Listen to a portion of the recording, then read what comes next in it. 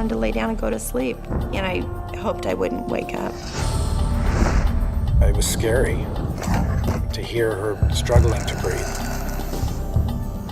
I knew if something wasn't done, something really bad was going to happen to her. She said it almost looked like she's had a stroke. It's almost gut-wrenching to have her go through this all the time. I was afraid, is this going to happen every night? Next, two medical mysteries that defied the experts. For months, Dara Handel lives with agonizing chest pains, extreme fatigue, and a debilitating cough. Worst of all, every breath feels like it could be her last. Her doctors aren't sure what is causing her severe symptoms, and Dara begins to fear that whatever she has may have deadly consequences. I had been fighting something for a long time, and I'd been fighting a losing battle. Then, a seemingly healthy 6-year-old Erin Walsh wakes up her parents night after night with a very bizarre and frightening symptom. And she has absolutely no memory of any of it. Every specialist they see is baffled, and none of them have any answers. I'm supposed to take care of her and make sure stuff like this doesn't happen. And there was nothing that I could do to prevent it. When illness strikes, we look to doctors to give us answers. But what if they can't? For these unlucky patients, diagnosis is a mystery.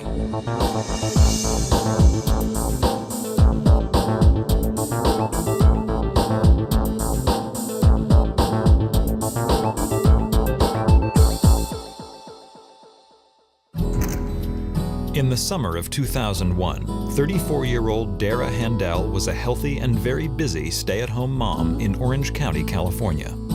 We would wake up in the morning and hit the ground running, and it just seemed like we never had any downtime. Dara was very active in the school projects.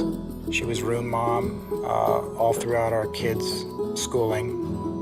It seemed as if the Handels were living a typical suburban life, until one day, when Dara receives a distressing phone call from her sister in Idaho.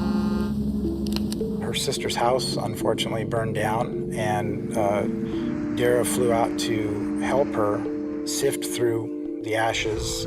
Dara spends a rough week with her sister, going through the debris, and then returns home. About 3 weeks later, she comes down with a cold, but doesn't give it too much thought. I just felt a little run down, and I thought maybe I had breathed in some smoke or some insulation. She began to have these flu-like symptoms, wheezing, coughing, headaches. We talked to each other about every day, and I could hear in her voice that she was having a problem. After a few more days with no let-up, Dara checks in with her family doctor. He assures her that it's nothing serious, probably just a bad cold, and suggests that she take an over-the-counter medication to settle her cough. But over the next few days, it's clear that the medication is not helping. In fact, Dara's symptoms are intensifying. All my joints were starting to ache all the time. I was beginning to have headaches that were almost debilitating. I had a cough that was really deep and really hard. So I called my doctor back and I said, the medication isn't helping me because I'm actually feeling a little worse. Dara's doctor tells her she probably has bronchitis and prescribes an antibiotic, but it seems to have no effect. I would cough so much that I'd wake my husband up, and I was worried about him not getting enough rest to go to work. So I decided that I would sleep on the couch downstairs. For days, Dara rarely leaves the couch and has absolutely no energy to do anything. I would go to work, she'd be on the couch. I'd come home, she'd be on the couch, watching TV or sleeping. And that was pretty much her life at that time. Then, 2 weeks after Dara first began feeling sick, things take a turn for the worse. She is awakened first thing in the morning by severe chest pains. It was about 6:10 or 6:20. I woke up because I was kind of having a hard time getting enough air. My chest was tight. I was having a stabbing pain, like you wanted to just grab your chest, grip it. It hurt so bad.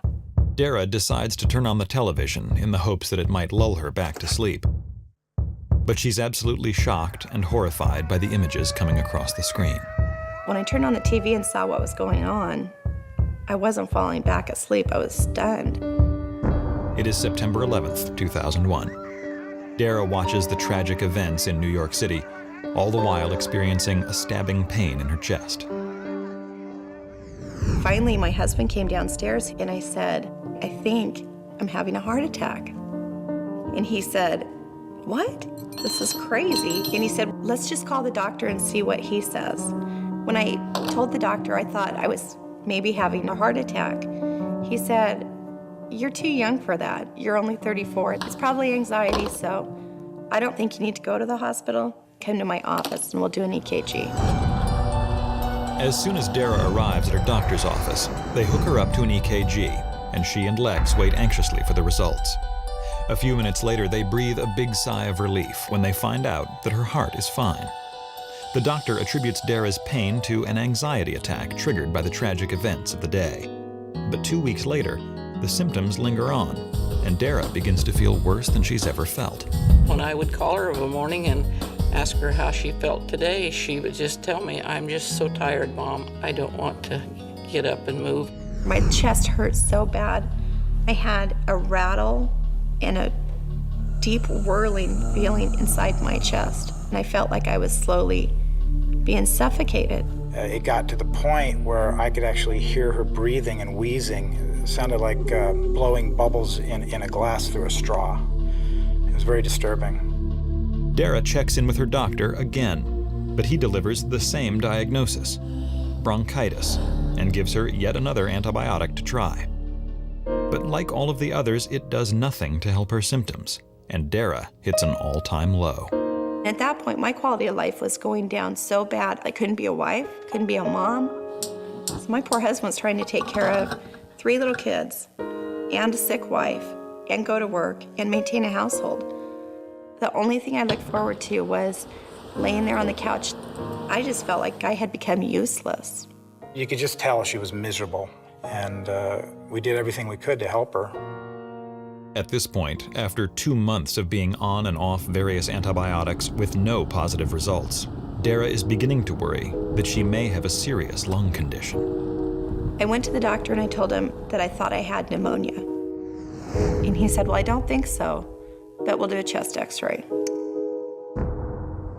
And when it came back, he called me a couple days later and he said, wow, you were right. You have pneumonia. It's a pretty good sized pneumonia too. I thought, is this ever gonna end?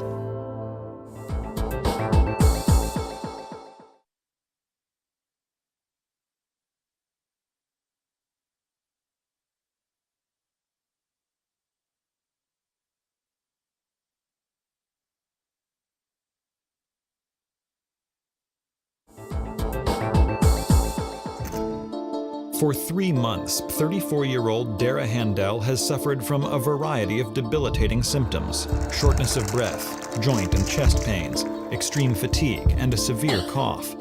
She's been on and off various antibiotics with no relief, and finally her doctor has diagnosed her with pneumonia. My body was tired. I had been fighting something for a long time, and I'd been fighting a losing battle. Dara's doctor reassures her that a new antibiotic will get rid of her symptoms for good, so she begins taking another antibiotic. But yet again, Dara feels no relief and begins to lose faith that she'll ever get better. I was feeling horrible. My body hurt so bad. I just wanted to lay down and go to sleep. And I, at that point, hoped I wouldn't wake up. I knew if something wasn't done, something really bad was going to happen to her. Worried for her daughter's life, Virginia insists that Dara get a second opinion.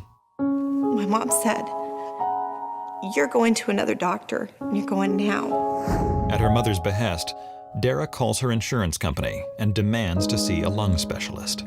I said, if you don't send me to a pulmonologist, I'm gonna die. The next day, she meets with Dr. Thomas Vauvin, a pulmonologist, who immediately realizes that there is something seriously wrong with Dara. She just looked sick. She was short of breath and she was wheezing. It was concerning because it was localized wheezing, so that means there's something in the airway. Dr. Vovan performs a thorough examination, and Dara walks him through everything she's experienced in the last 3 months, including the fact that she first started feeling sick right after being around smoldering debris from her sister's house fire. When he listened to my lungs, he said, "You have some of the worst lungs I've ever heard." I just couldn't put it all together. I thought it was some kind of inhalation injury, a bad pneumonia, or some other inflammatory process. That's the reason why I thought it was necessary to hospitalize her. 2 hours later, she and Lex arrive at the hospital. Dara is admitted and set up in a room and meets Dr. Vovan's colleague, Dr. Ali Tabatabai, an internist. He too is astonished as he examines her. I was really amazed at the chorus of sounds that I heard on her lungs when I examined her. She had everything that you can think of, crackles, wheezes, and she had diminished breath sounds. Immediately, Dr. Tabatabai orders a battery of tests, including a CAT scan of Dara's chest. As scared as I was, I felt like, at last, they were going to find out what was wrong with me. Dara is also relieved to hear that they'll be able to give her something to ease the painful wheezing. The respiratory therapist came in and put a mask on and put medication into it. You breathe in real deep, and the medication helps your lungs to expand so that you can breathe better. Dara gratefully takes the medication and waits for relief. But a few minutes later, something goes very wrong. I was laying there trying to rest, and about 15 minutes later, my heart started racing. It was hurting, and I said to the nurse, "I think I might be having a heart attack." Dara is rushed to the cardiac unit and immediately hooked up to an EKG to monitor her heart. After a tense 20 minutes, the doctors rule out a heart attack, but they're baffled and unable to pinpoint the underlying cause of Dara's chest pains. I was concerned for her life. I really was. So I caught the first plane out and came down. I was laying there, feeling about as miserable as you could possibly feel, when all you really want is your mommy. And she just walked in. She just looked so bad and couldn't hardly talk to me. When the results from the chest CAT scan come back, the doctors are finally able to rule out any inhalation injury that Dara may have suffered while cleaning up after her sister's house fire. It appears now that the timing of this incident and the onset of her symptoms is nothing more than a coincidence. It wasn't in an area where inhalation could have gone to, because typically if you inhale something, it goes into upper lobe, but she had mainly lower lobe disease. But her doctors are alarmed. Her right lung shows evidence of infiltrates or spots of haziness that can signify infection, inflammation, or something far more serious, lung cancer. It was devastating. You don't ever want to hear your wife has lung cancer. That was probably one of the most terrifying things I've ever heard. The thought of lung cancer scared me half to death because I thought maybe that is what's wrong with me.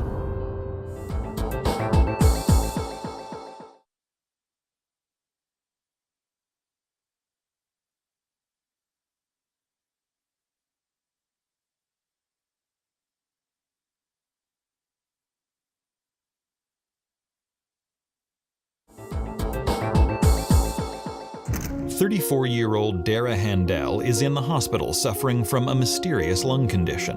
Her doctors are not sure what's causing her to be so sick and think she may have an infection, inflammation, or even worse, lung cancer."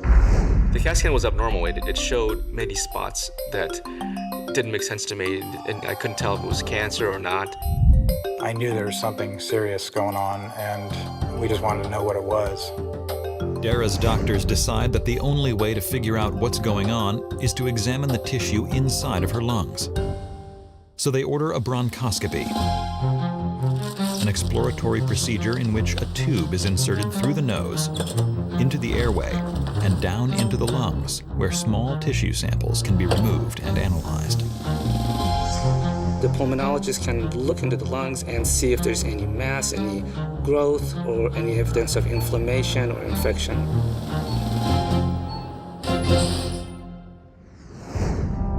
Dara knows she needs the procedure right away, but it is the day before Christmas, and she can't bear to be in the hospital. I said, well, we can just bring all the presents and come up to the hospital. And spend Christmas Eve here, and she said no, she just had a fit. Somewhere in the back of my mind, I knew I wouldn't be around if they couldn't take care of what was wrong with me. This would have been my last Christmas. I just wanted to be there with my kids, with my husband, with my mom. So just let me go home just for Christmas Day, please. Dr. Tabatabai agrees to discharge Dara, but only if she promises to return 2 days later for the bronchoscopy. She agrees, and a few hours later goes home to her family.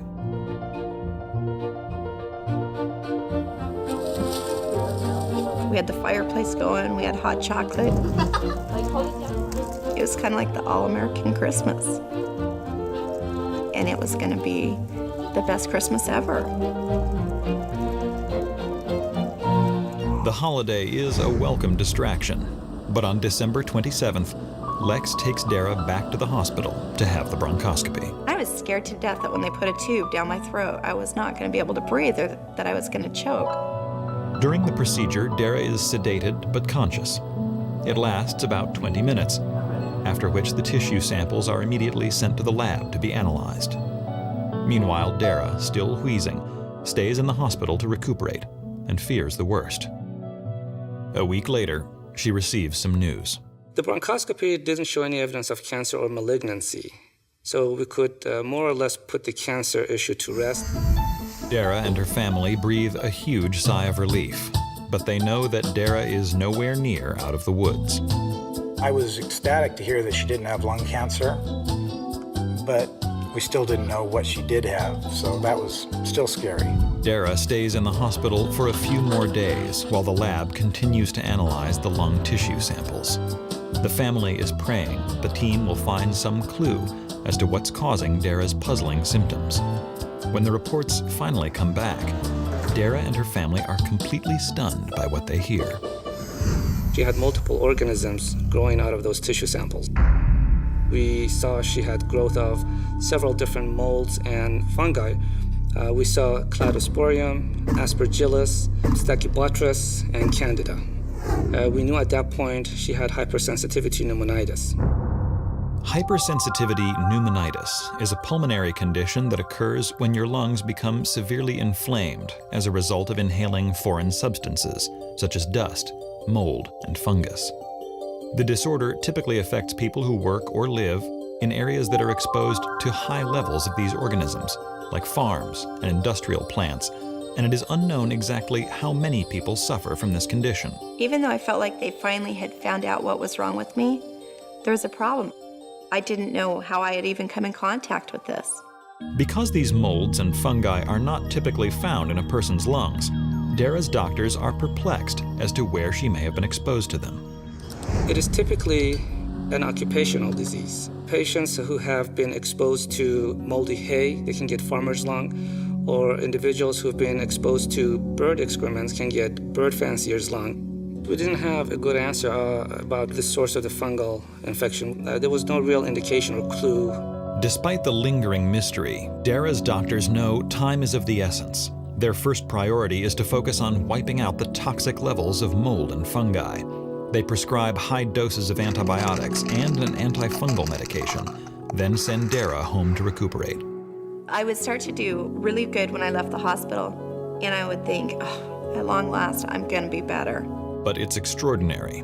Although she initially feels better, a few days after being home, her symptoms return with a vengeance. It was hard to tell just what each day was going to bring. You just kept wondering, would it get better?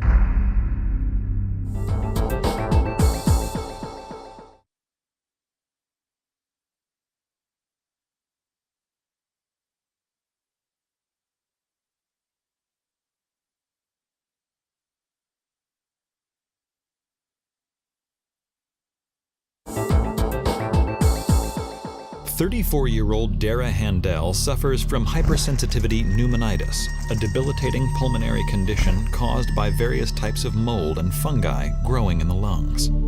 She begins treatment in hopes of wiping out the combination of organisms making her so sick. But over the next few weeks, she doesn't get any better, and her doctors are puzzled. We were all scratching our heads trying to figure out which direction to go. She would show an initial improvement, but sooner or later she would have a relapse. It just seemed like every week I was having to go back to the hospital.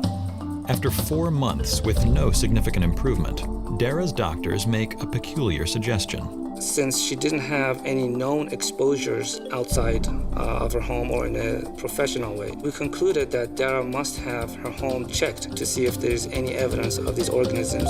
Despite their skepticism, the Handels bring in a mold specialist to test their house. And when the results come back, everyone is shocked.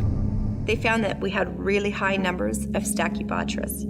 That's what most people call the toxic black mold. We also had Cladosporidium, we had Aspergillus. My lungs actually ended up matching our house samples, like exactly.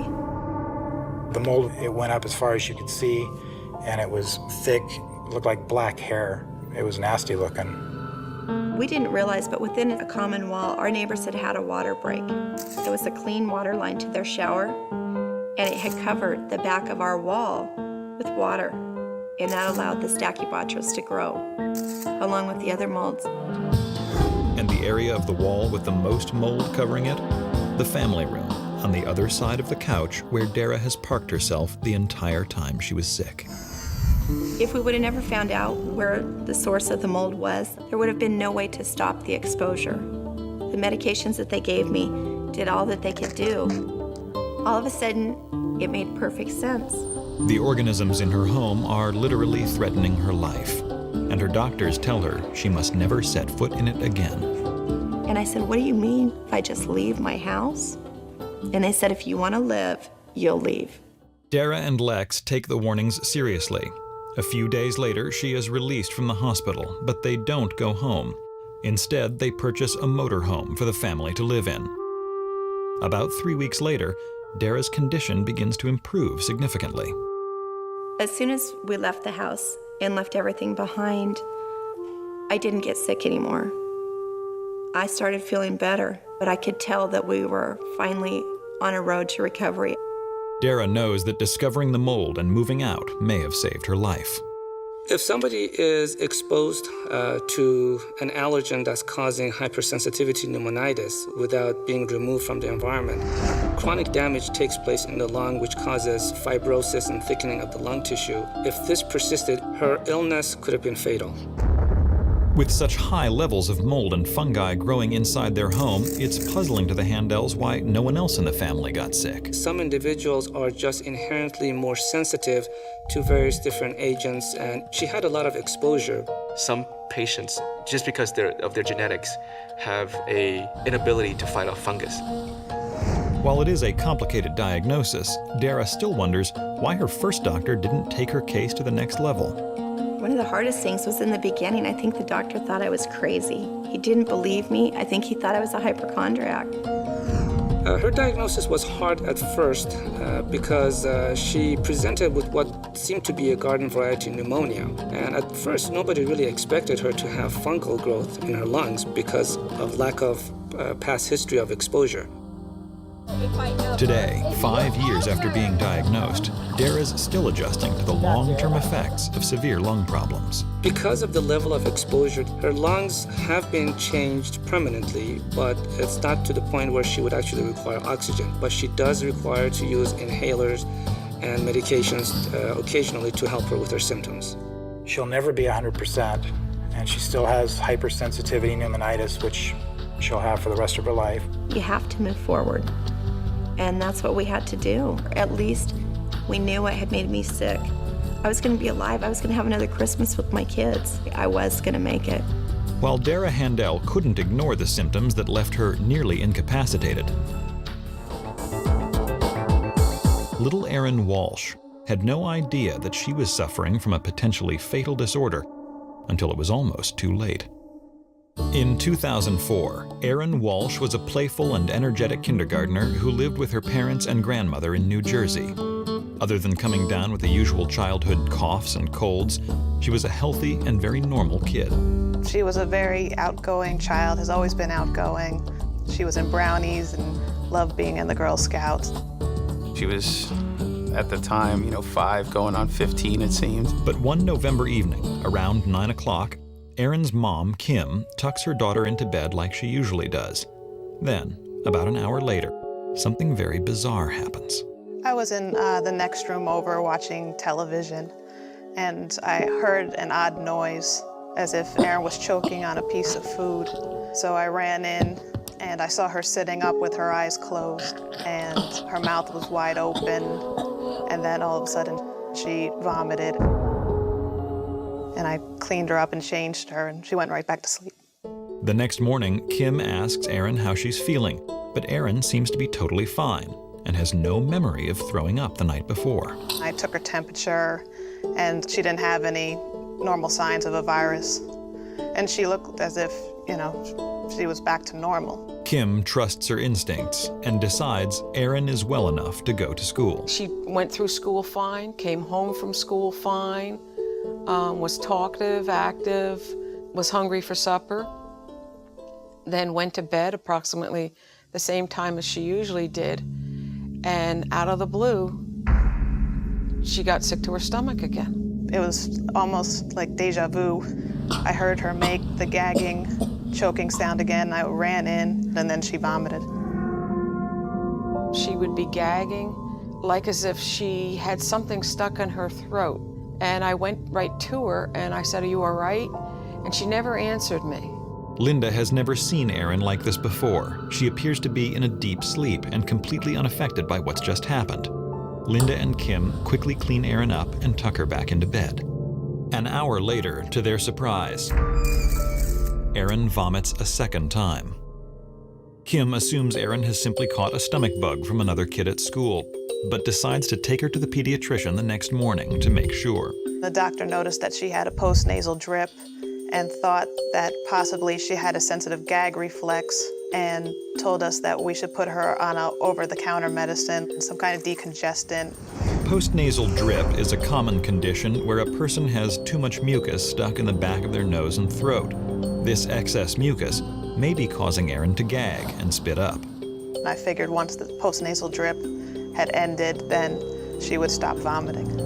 Kim follows the doctor's orders, giving Erin the decongestant for the next few days, but it doesn't seem to be helping at all. In fact, Erin's nightly vomiting episodes haven't let up a bit.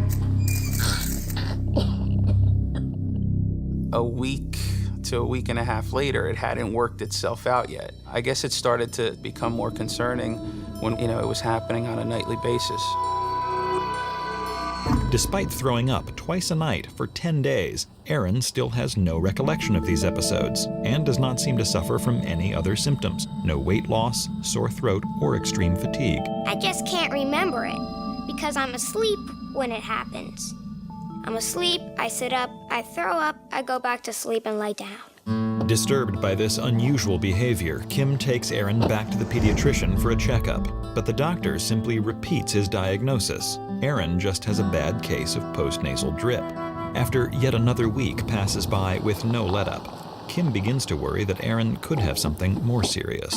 I just didn't believe that it could be the postnasal drip anymore because she wasn't blowing her nose, she wasn't coughing up phlegm. Desperate, Kim takes Erin back to the pediatrician's office for a third time. A different doctor in the practice examines her and then suggests that the problem may be acid reflux, a common disorder that occurs when liquid in the stomach is regurgitated back up into the esophagus.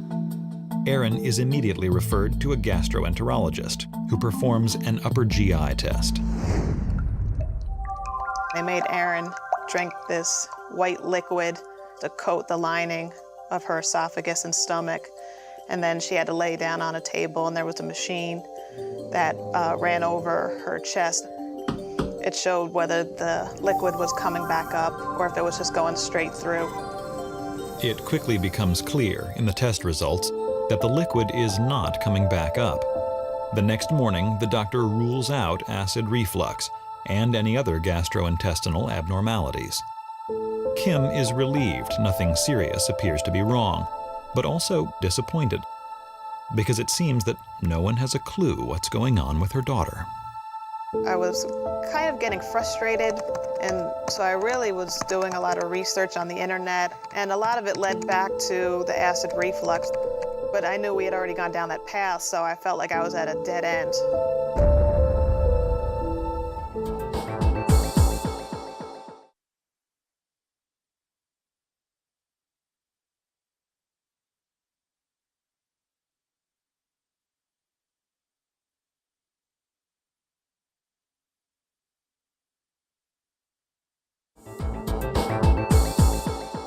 For the past month, 6-year-old Erin Walsh has vomited 2 times a night almost every day of the week. Her family is extremely concerned by this bizarre behavior. 1 minute she's asleep, and then all of a sudden you hear her making a gagging, choking noise, and then she would vomit right after and just lay right back down again after she was done. What's even stranger is that Erin appears to be in perfect health and is completely fine all day. And despite a multitude of trips to the doctor, no one can find anything wrong. The family quickly establishes a system for dealing with her nightly vomiting episodes.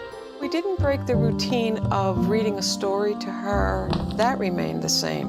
What did change was how we prepared her in the room. I would always prop up the pillows. I made sure that I always had a change of sheets or a change of towels or pajamas on hand, so that way if I did need to change her, it was all ready to go. The biggest concern was that she would fall back to sleep and choke. Week after week, Erin continues to throw up every night. The episodes, which last less than a few minutes, take a toll on Erin's family, but don't seem to be affecting Erin physically or emotionally. During the day, she was back to Erin. She was herself, eating breakfast, going to school, and as if it had never happened the night before. Erin's family is baffled by these bizarre nightly events that have been going on now for 6 weeks, and they're not sure where else to turn. You're going from this professional to that professional. You're doing what you're supposed to be doing, and nothing's happening. You're not getting any answers. No one's ever heard of this behavior. Frustrated with having no answers from the doctors, Kim takes matters into her own hands. She begins to suspect that maybe Erin is eating something that is causing her to vomit, so she adjusts Erin's diet to see if that does any good. During the day, I tried to make sure that she got her proteins and carbs and vegetables, but then by 4 o'clock, she had to eat this restricted diet. I made her eat foods that would break down easily in her system, like mashed potatoes or sweet potatoes, just in hopes that whatever she ate wouldn't come back up again. Kim's experiment with Erin's diet has very little effect, but she continues to search for other clues. I thought to myself, it's only happening at night. Why is it only happening at night? Is she allergic to something in the room? Thinking that this is a new direction, we went through the room, stripping the blankets off the bed, the mattress pad, vacuumed everything, washed the drapes, washed the windows, washed the blinds. Tried to, in some ways, make the room sterile. When Kim finally takes Erin to see an allergist, she is told that it's highly unlikely that allergies are the problem. However, the doctor does suggest something new, an anti-vomiting medicine, which Kim gives to Erin that evening. It works, and for the first time in weeks, Erin sleeps through the night. It was a relief because I thought possibly the medicine was working, and I was so happy that finally she was having a vomit-free night. The next day, Kim is the most positive she's been for months and thinks perhaps the episodes have finally passed. When Erin takes the medicine again that evening, Kim is hopeful she will sleep through the night. But an hour after she goes to bed,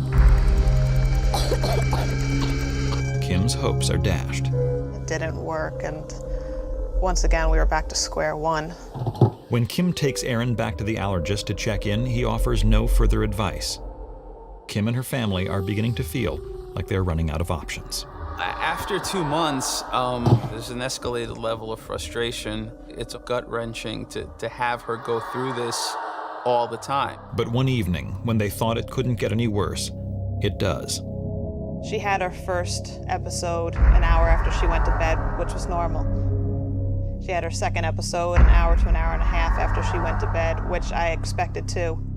And then about 2 hours later, she had her third episode, which was unexpected. And then an hour after that, she had her fourth episode. And I was afraid, is this gonna happen every night? Amazingly, the next morning, Erin is tired, but otherwise seems to be just fine. Kim, however, is frightened by this latest escalation and keeps Erin home from school to rest. I was worried about how long-term, how it was gonna affect her body. It was just a horrible feeling to watch her every single night getting sick, and there was nothing that I could do to prevent it. And I was angry also at myself because I felt I'm supposed to protect her and I'm supposed to take care of her and make sure stuff like this doesn't happen. Then, just a few days later, Kim witnesses the most terrifying episode yet. Kim came out of the bedroom and her face was ashen white. And she had such difficulty getting the words out. She was fighting back the tears and the fear. And she says, "Oh, Mom, she just had an episode." And her face sagged, and she was slurring her words. And she said it almost looked like she's had a stroke.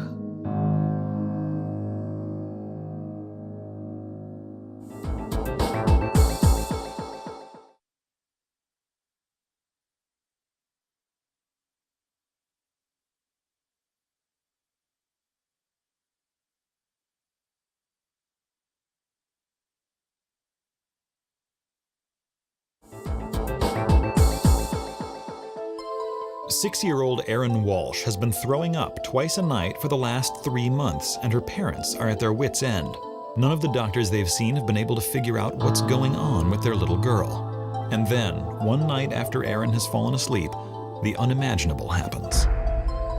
I'd ask her when she was done spitting up, "Erin, are you okay? Do you know what just happened?" And I remember watching her slur her words. And there would be drool coming out of the side of her mouth while she was talking to me. And I would just tear up. What's wrong with her now? Kim is extremely alarmed by this new behavior and isn't sure what's going on with her only daughter. But a minute after that, she would come to and she would talk to me normally again and say, "Mommy, I'm tired. Can I go back to sleep?" And I say, "Yes, it's okay." And I would just tuck her back in again. And I realized there's definitely something wrong with her that's not, stomach related. How does vomiting lead to slurring of your words? Could be something neurological. Growing more anxious by the minute, Kim goes online and finds a neurologist covered by her insurance company. I was hoping that, this person would at least point us in the right direction. She then gathers Erin's medical records to hand over to Dr. Aviva Boyko at their first meeting. When I first met Erin, I took a detailed history from the parents. Based on Erin's symptoms, they were repetitive, they were stereotypical, they were all the same. Dr. Boyko immediately orders an MRI of Erin's brain. Kim and Raul anxiously wait, hoping that finally they'll have the answers they've been hoping for. And the next day, the results come back normal. Next, Dr. Boyko orders an EEG, a non-invasive test used to detect brainwave activity. In Erin's case, 24 wires or leads are attached to her head to document her responses to different activities. They had her sit in a chair and they made her do deep breathing exercises and they monitored her brain waves, and then they put a strobe light in front of her face and they would flash the light at different speeds to see if she was having any kind of hyper brainwave activity. But even this sophisticated test shows that nothing abnormal is going on. Now there's only one thing left to do: try to recreate the situation that seems to be causing Erin to throw up. They need to perform an EEG at night while Erin is sleeping. So the next step was to admit her for continuous EEG monitoring. And the target was to try and capture the nocturnal events of vomiting and to see what they were. For the next 2 nights, Erin will be hooked up to an EEG, and Dr. Boyko's medical team will observe her while she's asleep. She had 24, they call them leads, that were hooked up to her head, and they put a stocking cap over her head to hold the wires in place. And there was a video monitor in the room that videotaped her 24/7. When I walked into the room and I saw Erin hooked up to all the wires, it was very scary. But you know that the purpose is to find out what's wrong. So inside you're thinking, please let somebody give us an answer here. 10 hours after being hooked up to the EEG, Erin begins to fall asleep while Kim stays close by in the room. Erin went to bed around 9. And approximately 10 o'clock, she had an episode. And the nurse helped me clean her up. And about an hour and a half later, Erin had her second episode. The next morning, Dr. Boyko reviews the EEG report and the video footage. Immediately, she notices a pattern in Erin's brainwave activity that is highly abnormal. And it's clear that this holds the answer to Erin's months of mysterious episodes.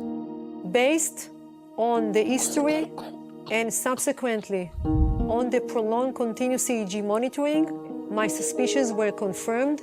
The vomiting events were seizures. Erin had epilepsy. Epilepsy is a neurological disorder characterized by more than one unprovoked seizure. These seizures occur when a person's brain signals temporarily go haywire, causing strange behavior, muscle twitching, and sometimes a loss of consciousness. They can originate in any part of the brain, and while the cause is often unknown, approximately 1.5 million Americans suffer from some form of epilepsy. When Erin is having a seizure, there is excessive firing of neurons in her brain. She has alteration of awareness. That's why she's not remembering the event. She described that when a person's having a seizure, the normal brain activity is not occurring. And so at night, for some reason, when Erin was in a deep sleep, her brain was telling her to throw up. While Erin's family is elated to finally have a diagnosis, they can't help but wonder why Dr. Boyko was able to see what other doctors missed. Epilepsy goes undiagnosed because people don't think about the subtle seizures to being epilepsy. However, pending the area of the brain that is being affected, seizures can be manifested as pins and needles in the hand, staring episodes, jerking, or abnormal sensation in the stomach can be seizures as well. And the particular seizures Erin suffers from are actually extremely rare. Erin is my only patient in my practice that has seizures being manifested as vomiting. But despite their relief at finally getting an answer, the family is still extremely concerned about Erin's prognosis. I didn't know how serious it was. What would her life be like now? It's like 1,000 things running through my brain at one time. Visual pictures of her having a convulsion, possibly lying on the floor with tremors, and where is this going to go? The good news is that while epilepsy cannot be cured, it can be managed with medication. But it takes trial and error to find the right combination and the right dose. I take 14 pills. I used to take liquid, but then I learned how to swallow pills.